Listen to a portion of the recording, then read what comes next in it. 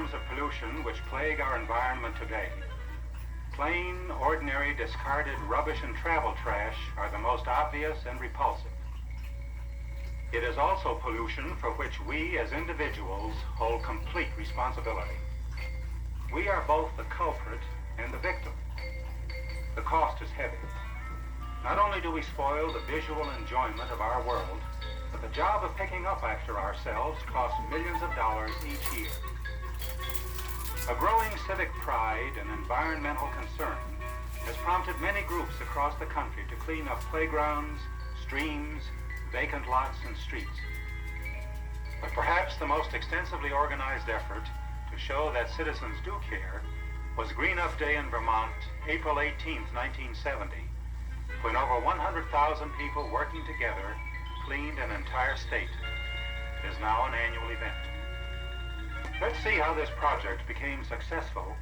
Population 1,800. Here, Ernest Norman was in charge of the Green Up Day operation. He is a truck driver who still finds the time to spend many hours on community projects. Green Up Day was, the idea of it come up last year, and it's a day where all citizens get together and try to police or pick up the countryside of winter trash.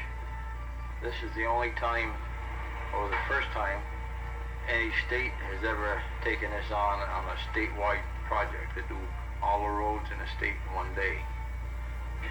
From 9 in the morning till 4 in the afternoon, all traffic will be stopped on all main highways coming into the state of Vermont. They'll be stopped either by state police or sheriff's department. We ask people to drive carefully, watch out for volunteer workers and children on the side of the road. 91 is temporarily closed for about an hour. Thank you very much. This was designed for highways.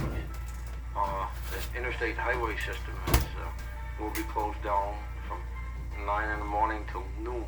The majority of that will be picked up by Wyndham College students. I believe they figure 300 students could pick up, I think it's 27 miles of road in about an hour. This is on Interstate 91. The major traveled roads in town. We'll tackle if we have time. We would like to do every road in town, but we have 25 miles of road lined up. 4 children, 2 on each side of the road, and a grown-up acting as traffic control or supervisor or flagman to warn the approaching traffic and also help warn the children of the dangers, can police a mile of road in less than 2 hours. I'll have a nurse at the center school that will be on duty at all times.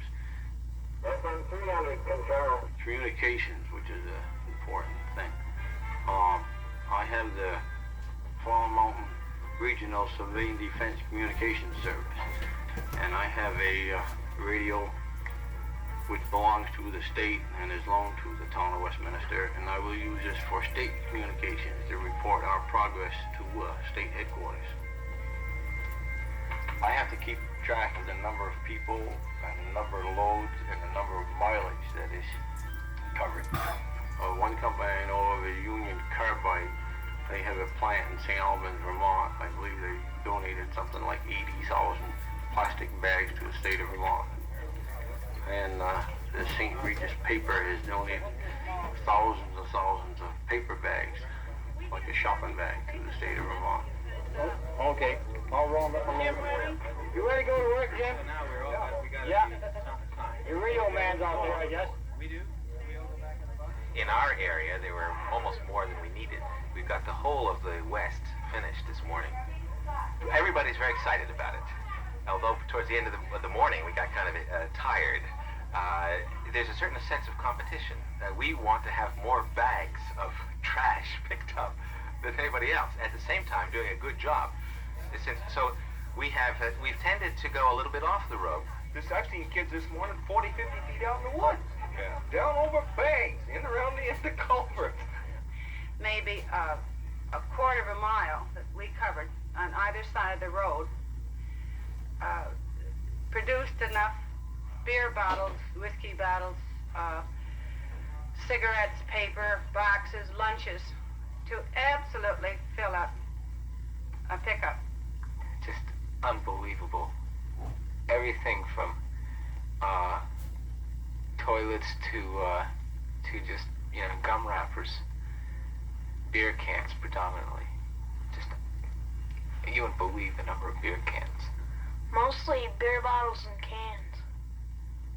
I saw about maybe half a ton of garbage picked up, and I'd say half of that was beer. At least half of that was beer bottles and beer cans. And some of these back roads we did this morning, I don't know if they've ever been picked up. I hope now we clean it up, they don't throw any more out here either. The highways look better. It's nice to look at after you've finished. I feel that anyone that participated in any way today in picking up even a little bit of litter or debris in front of their property or along the road would think twice before they even threw away a cigarette butt or discarded a beer can. Once you work to achieve something, you don't particularly want to destruct what you've constructed. Well, Vermont's a pretty state anyway. The roads look neater, that's for sure. I believe it will help remind everybody that what trash and litter is, because there'll be a tremendous amount of it picked up, and a lot of people involved in picking it up certainly won't be throwing it out right away anyway. Winter trash or litter, or whatever you want to call it, the state alone spends around $200,000 a year picking up winter trash. But you add what the state saves, $200,000, and they figure about another $300,000 it would save all the towns. I think there's something like 256 towns in the state, and they figure that this one day's work might represent close to $500,000 being volunteered. And it's blight that's on the countryside that we would like to help remove. Green Up Day proves that if enough people care, tremendous things can be accomplished. The state was clean, to be enjoyed by those who live here and those who come to visit. But the story doesn't end here. When the snows melt again, what will we find? Is man by nature a litterer? Do you think that our pride will lead us to a cleaner environment? What is being done on your street, in your town, in your state? And finally, what are you going to do to help?